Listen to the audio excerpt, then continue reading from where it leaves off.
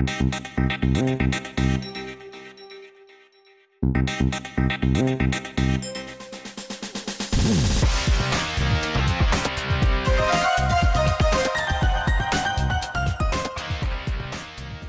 जो है that is pillar of faith, श्रद्धा, आस्था। आप में से ऐसा कोई है जो भगवान में नहीं मानता? ऐसा कोई है तो प्लीज। मानते हो सब? सब मानते हो? अच्छा है, ओके। कैन एनीबडी शो मी भगवान है किधर? बता सकते हो? इधर है? हाँ, इधर तो मोबाइल होता है है ना?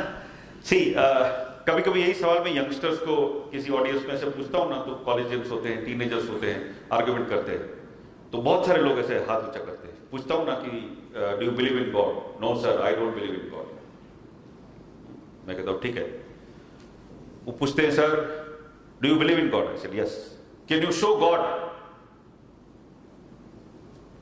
अगर है तो दिखाओ तो फिर हम मानेंगे, ऐसा पूछते हैं। मैं कहता हूं कि नहीं, मैं गॉड को दिखा नहीं सकता।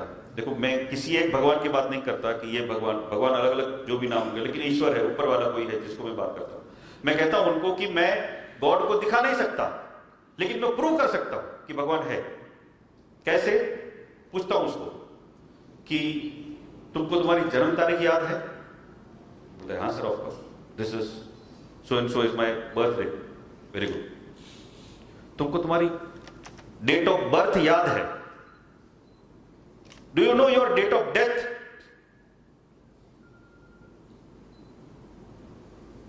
है? हम में से किसी को पता है? नहीं ना? क्या हमारे पास गारंटी है? बोलते हैं ऐसा कि हम 100 साल का आयुष्य लेके आते हैं। सो कैसा लिख के आया कि संजय शाह आया 9 दिसंबर 1965 को आया, तो 9 दिसंबर 2065 तक तो गारंटी है, उसके बाद बोल नहीं सकते। हाँ, ऐसा है गारंटी? नहीं है ना? देखो, अभी यहां पे कोल्हापुर में खड़ा हूं, 10 मिनट के बाद यहां खड़े खड़े शायद मेरा फटाका फूट सकता है, मैं इधर ही कोलैप्स हो सकता हूं, मैं मर सकता हूं। है कि नहीं? This is possible, this is possible. I may not wish that, but ये पॉसिबल है कि नहीं है? हाँ, ऐसे अपने व्हाट्सएप की वीडियो भी देखे होंगे कुछ लोगों ने, ऐसे कि लोग चलते चलते मर जाते हैं। पॉसिबल है। सो मैं ये कहता हूं ईश्वर कहां है मैं दिखा नहीं सकता, लेकिन मैं साबित कर सकता हूं, क्योंकि मेरा आयुष्य कितना लंबा चलेगा, तुम्हारा आयुष्य कितना लंबा चलेगा, ना मुझे या ना आपको, किसी को नहीं पता है।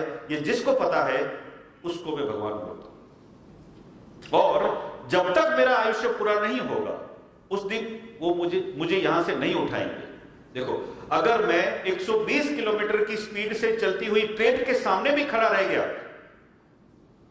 तो भी वो मुझे बचा लेंगे, है ना? अगर मेरा आयुष्य पूरा नहीं हुआ होगा तो कुछ तो ऐसा हो जाएगा कि मैं सामने वाले गार्ड को दिख जाऊंगा, इलेक्ट्रिसिटी बंद हो जाएगी, कुछ और तकलीफ हो जाएगी, वो ट्रेन कहीं ना कहीं पे मुझे वो कुचल दे, उसके पहले रुक जाएगी, या तो मुझे कोई ऐसा धक्का मारेगा कि मैं फ्लैट हो जाऊंगा, मेरे ऊपर से ट्रेन गुजर जाएगी, मैं बच जाऊंगा। हो सकता है अगर मेरा आयुष्य पूरा नहीं हुआ तो, है ना?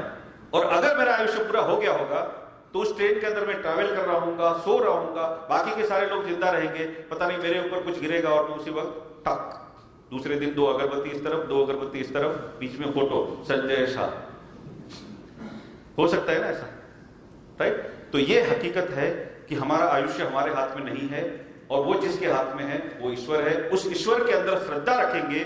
मैंने बोला था कि आपके सारे प्रॉब्लम सॉल्व करने का एक तरीका मैं आपको दिखाता हूं, और वो तरीका ये है कि आपके जीवन के अंदर आपको बहुत सारी ऐसी समस्या आती होंगी ना जिसका सॉल्यूशन आपको नहीं मिलता है ना? जीवन में ऐसे प्रॉब्लम्स आते हैं ना जिसको हम खुद सॉल्व नहीं कर सकते, है कि नहीं? तो जब ऐसी कोई समस्या आती है, ओके, तभी उस समस्या को सॉल्व करने का, आउटसोर्सिंग करने का, वो भगवान के पास।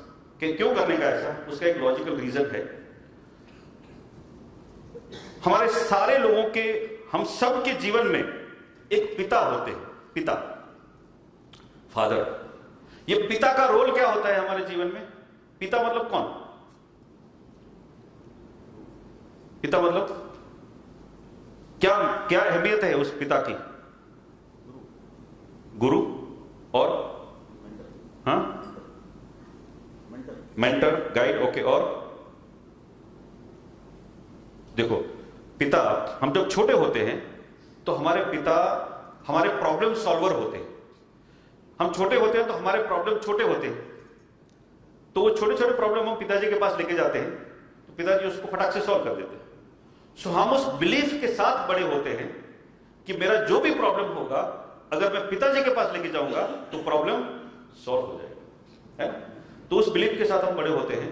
फिर हम बड़े हो जाते हैं, हमारे प्रॉब्लम बड़े हो जाते हैं, हमारे प्रॉब्लम इतने बड़े हो जाते हैं कि हमारे पिताजी उसको सॉल्व नहीं कर सकते। फिर भी हमारे अंदर ये बिलीफ हमेशा कायम रहती है कि मेरे पिताजी मेरे पावर का सोर्स हैं। हमारे पिताजी हमारी अंदर हमारे जीवन जीने की जो पावर है ना उसका सोर्स होते हैं।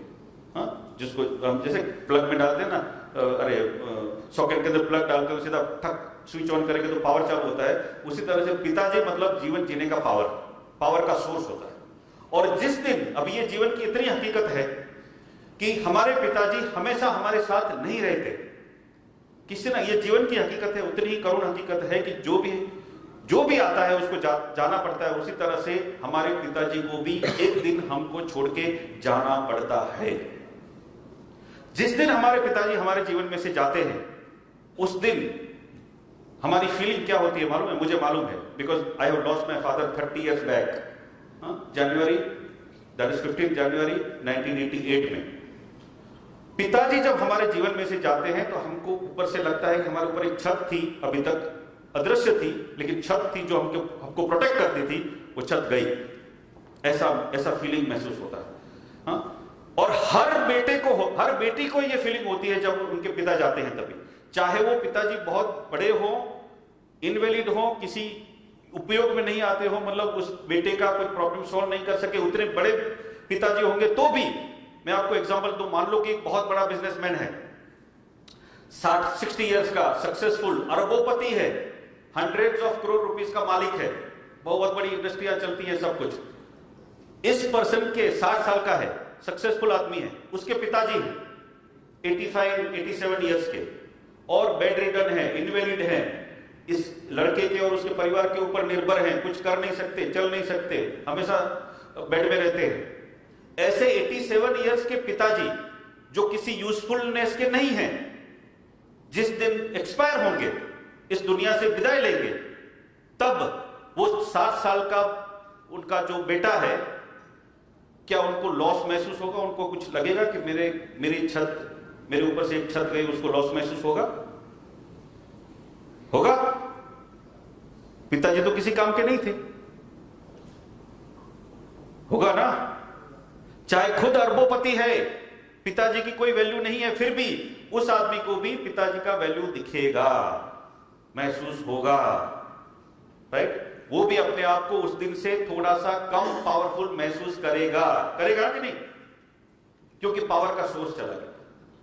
तो जिस तरह से हमारे जो बायोलॉजिकल फादर होते हैं उनको जाना पड़ता है, इस दुनिया छोड़ के, हमको छोड़ के जाना पड़ता है, उसके बाद हमारे पिताजी के जाने के बाद हमको जीवन में जो समस्याएं आएंगी, समस्या तो आएंगी ना जीवन में ऐसी समस्याएं हर पर्सन के जीवन में ऐसी समस्याएं आती हैं जो वो खुद सॉल्व नहीं कर सकता। आती है, आपके जीवन में ऐसी समस्याएं आती है, मेरे जीवन में भी आती है। हर पर्सन के जीवन में ऐसी समस्याएं आती हैं जो हम खुद सॉल्व नहीं कर सकते, आती है ना?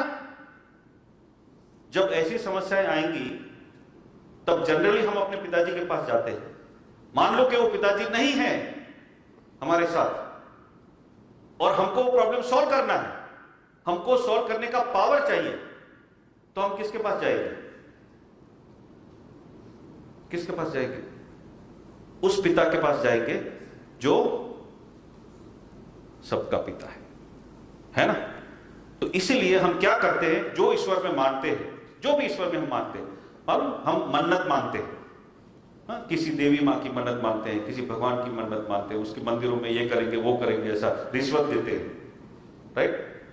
जो मन्नत मांगते हैं, आपको लगता है कि जब हम मन्नत मांगते हैं तो वो काम हो जाता है? मेजॉरिटी केसेस में हो जाता है। क्यों होता है? वो देवी मां करके देते, वो भगवान करके देते। हमने मन्नत मांगी, सॉरी भगवान ये करके देना मेरा काम, और वो काम हो जाता है, तो काम भगवान ने करके दिया? काम किसने किया? हमने ही किया होता है।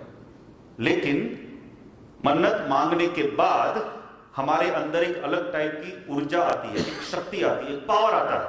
और वो पावर कहां से आता है? इस श्रद्धा में से आता है कि जिस तरह से पिताजी मेरा हर प्रॉब्लम सॉल्व करते थे, मेरा ईश्वर भी मेरा हर प्रॉब्लम सॉल्व करेगा। तो अगर जीवन में, आपके जीवन में एक पावर का सोर्स अविरत रखना चाहते हो, हमेशा उसको कंटिन्यूअस रखना चाहते हो, कभी भी टूटे नहीं है, ऐसा पावर के सोर्स के साथ कनेक्शन रखना चाहते हो, तो पिलर नंबर ये जो 4 है, फेथ का, श्रद्धा का, कभी भी वीक मत होने देना। एक ईश्वर के अंदर हमेशा श्रद्धा रखना। आपके हर दिन के अंदर ईश्वर का कहीं ना कहीं पे एक भाग होना चाहिए, किसी न किसी भगवान को स्मरण करना, एक ईश्वर की कुछ भक्ति करना। चाहे मंदिर में जाओ, घर पे प्रार्थना करो, उसको याद करो, उसके सामने कम से कम ये स्वीकार करो कि मेरे जीवन के कुछ ऐसे प्रॉब्लम्स हैं जिसको मैं खुद सॉल्व नहीं कर सकता, और उस वक्त मुझे आप सहायता करना। अगर ये आपके पास इतना फेथ आपके अंदर है, तो डेफिनेटली आपके सारे प्रॉब्लम्स को सॉल्व करने का सॉल्यूशन भी आपके पास मिलता रहेगा। तो ये पिलर नंबर 4 जो है वो हमको याद रखना है, फेथ का, श्रद्धा का।